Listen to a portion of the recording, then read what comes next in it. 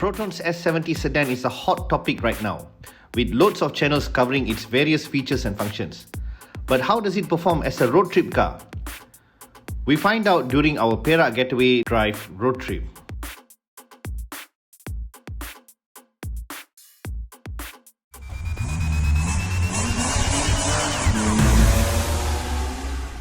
Customary at every Route Hunters drive, we had our safety brief at our RV point. Already the participants were excited to check out Proton's latest offering.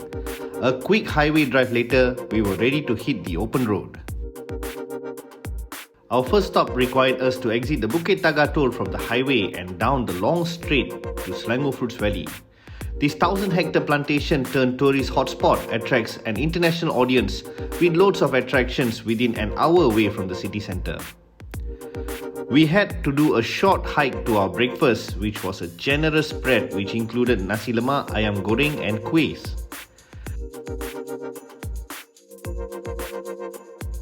The view from the top of the hill was quite refreshing in the morning. Mercifully, with a loaded belly, we were given a tram ride on the way down to our cars.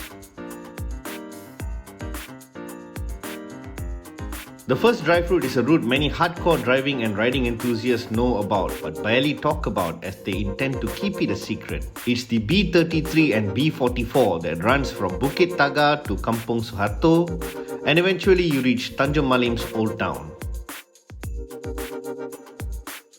The first part is a wide open road with plenty of visibility and good surface. Then you get to a more tight and twisty sections through the forest.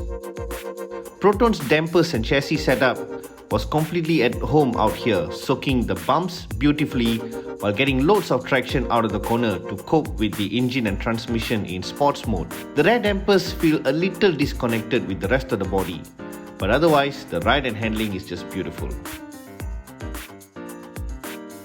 The second drive route is a quick hop between Berang and Slim River. It's called Jalan Slim Lama and it used to be part of Route 1, the oldest road in Malaysia. This road is one of our favourites in this region. You can access it via Tanjung Malim or Berang exits and it comes out as Slim River. There's streams and lakes for you to hang out after the drive on this road. We proceeded further towards our second point of interest. A clearing on the top of the hill that runs into the Felda plantation gives you a stellar view across the plantation valley. Bukit Selfie is somewhere you can take unique selfies or soak into the lovely sights of this obscure location.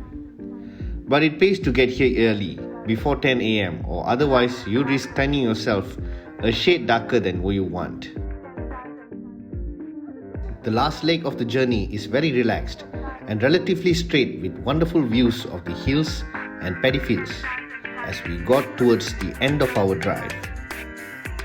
Nestled in the heart of a village is the Chinta Abadi resort in Vido.